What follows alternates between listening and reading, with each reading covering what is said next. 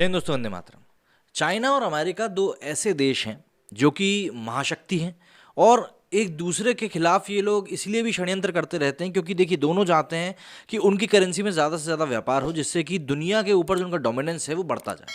America का dominance already बना हुआ है और चाइना इसको बाहर खड़े होकर बहुत ज़ोर से नॉक कर रहा है कि भैया मुझे भी वर्ल्ड डोमिनेट करना है। अब ऐसे में चाइना ने क्या किया है, चाइना ने कई सारे छोटे छोटे देशों को अपने कर्ज के जाल में उलझा लिया है। इसमें श्रीलंका भी शामिल है और अफ्रीका के तो कई सारे देश शामिल हैं, हम सभी जानते हैं। और पाकिस्तान को भी कथित तौर पर उसने अपने अंटे में ही करके रखा है। तो ऐसे में चाइना अपने तरीके से आगे बढ़ रहा है, वहीं अमेरिका अपने तरीके से आगे बढ़ रहा है। यहाँ पर ये कहना मैं कहना चाहूँगा कि ऐसा नहीं है कि अमेरिका बिल्कुल दूध का धुला हुआ है, क्योंकि अमेरिका ने भी कई सारी ऐसी टैक्टिक्स अपनाई हैं जिसमें कि ये चीज़ क्लियर होती है कि अमेरिका भी कोई सीधे सीधे रास्ते पर नहीं चल रहा है, बल्कि कई सारे तरीकों से उसने भी कई सारी कंट्रीज़ पे ऐसा दबाव बनाया है कि उन कंट्रीज़ को उसी की करेंसी मतलब यूएस डॉलर में ही ट्रेड करना पड़ता है।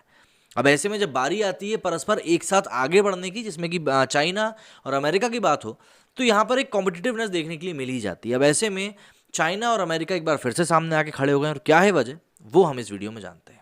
अमेरिका ने अगले साल बीजिंग में होने वाले शीतकालीन ओलंपिक का राजनयिक बहिष्कार करने का ऐलान किया है, जिस पर चीन की भी प्रतिक्रिया अब सामने आई है। चीन के विदेश मंत्रालय ने कहा है कि अमेरिका को अपनी गलती की कीमत चुकानी पड़ेगी। चीन के विदेश मंत्रालय ने कहा कि अमेरिका का ये फैसला केवल एक साजिश है जो कि नाकाम होकर रहेगा। चीन ने आगे कहा कि इससे केवल दोनों देशों की द्विपक्षीय बातचीत और विभिन्न क्षेत्रों में सहयोग को ही नुकसान पहुंचेगा। इसके साथ ही चीन ने जवाबी कार्रवाई करने की भी चेतावनी दी है।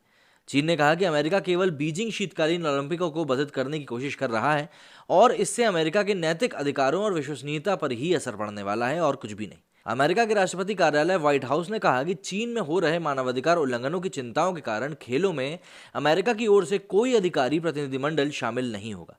हालांकि ये साफ किया गया कि अमेरिकी खिलाड़ी इसमें भाग ले सकते हैं और उन्हें सरकार का पूरा समर्थन भी मिलेगा। वॉशिंगटन में चीनी दूतावास ने इस बहिष्कार को खुद के जरिए गढ़ा गया एक तमाशा करार दिया। दूतावास ने कहा कि इससे खेलों की कामयाबी पर कोई भी असर नहीं पड़ेगा। संयुक्त राष्ट्र में चीनी मिशन के प्रवक्ता ने कहा, एक बयान में कहा कि अमेरिका सिर्फ खेलों का राजनीतिकरण करना चाहता है ताकि विभाजन पैदा हो और टकराव बढ़े। इस तरह की घोषणा के बारे में चीन को पहले से ही आशंका भी थी। इसके मद्देनजर चीन पहले ही कह चुका था कि वो इस तरह के बहिष्कार के खिलाफ एक साहसी जवाब और एक साहसी कदम दोनों उठाएंगे। इससे पहले अमेरिकी राष्ट्रपति जो बाइडेन ने पिछले महीने ही कहा था कि साल 2022 में शीतकालीन ओलंपिकों का राजनयिक बहिष्कार करेंगे। सोमवार को व्हाइट हाउस के प्रेस सचिव जेन साकी ने बहिष्कार की पुष्टि करते हुए कहा कि बाइडेन प्रशासन ओलंपिक के रंगारंग आयोजन में योगदान नहीं देगा। उन्होंने कहा कि इन खेलों में अमेरिकी राजनयिक और आधिकारिक प्रतिनिधिमंडल का शामिल होना चीन के शियाजिंग में मानवाधिकारों के हनन और अत्याचारों को नज़रअंदाज करने जैसा होगा और हम ऐसा नहीं कर सकते।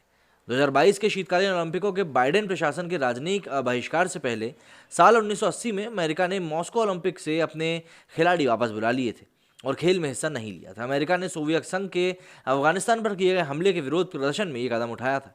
देखिए, ये सारी चीज़ें कुछ ऐसी हैं जिनका कि आपका ध्यान जाना चाहिए, क्योंकि ये जो पूरा काम हुआ था 1980 में, इसके बदले ही सोवियत संघ ने 1984 में लॉस एंजलिस में हुए ग्रीस ओलंपिक का बहिष्कार किया था।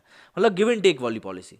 सोमवार को साकी ने कहा कि अमेरिकी सरकार मानती है कि उन एथलीटों को दंडित करना सही नहीं होगा जो इसके लिए लंबे समय से ट्रेनिंग कर रहे हैं, लेकिन 2022 खेलों के लिए अधिकारी अमेरिकी प्रतिनिधिमंडल को नहीं भेजना एक क्लियर मैसेज है।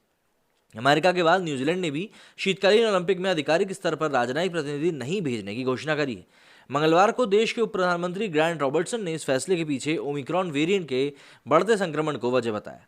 न्यूजीलैंड के सरकारी न्यूज़ चैनल TVNZ ने कहा कि भाई अमेरिका की ओर से खेलों का बहिष्कार करने के बाद रॉबर्टसन से पत्रकारों ने न्यूजीलैंड का रुख पूछा। इसके जवाब में उन्होंने कहा कि हम पहले ही स्पष्ट कर चुके हैं कि आधिकारिक स्तर पर प्रतिनिधिमंडल चाइना में होने वाले इन शीतकालीन खेलों में शामिल नहीं होने वाला है।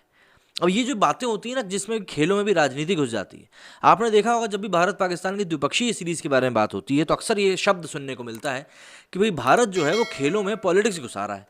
अब यहाँ पर आप ये बताइए कि भाई एक तरह से अगर हम देखें डेवलपमेंट के लेवल पर, तो चाइना और अमेरिका दोनों ही भारत से कई सालों साल आगे।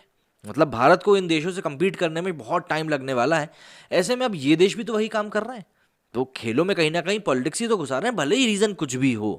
तो ऐसे में आपको समझना पड़ेगा कि दोनों चीज़ें कहीं ना कहीं एक ही सिक्के के दो पहलू ही हैं। मेरे इस वीडियो में फिलहाल इतना ही। आपको यदि कुछ कहना तो कमेंट सेक्शन आपके लिए खुला हुआ है। जय हिंद, जय भारत।